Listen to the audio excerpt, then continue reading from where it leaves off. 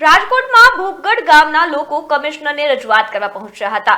વિગતવાર વાત કરીએ તો રાકેશભાઈ જસાભાઈ રાઠોડ નામનો વ્યક્તિ ખોટી અરજીઓ કરી ગ્રામજનોને હેરાન કરતો હતો।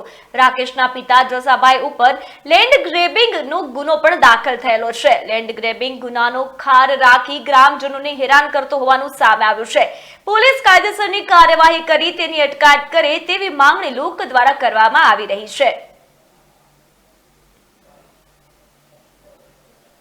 बालूभाई सिंधव से गाम भूपगढ़ से अमे अत्यारे कमिश्नर ऑफिसे कमिश्नर साहेब ने रजूआत करवा आव्या छीए के भूपगढ़ गाम में एक व्यक्ति द्वारा अवारनवार अरजीओ करी अने गाम लोकोने हैरान परेशान करे छे।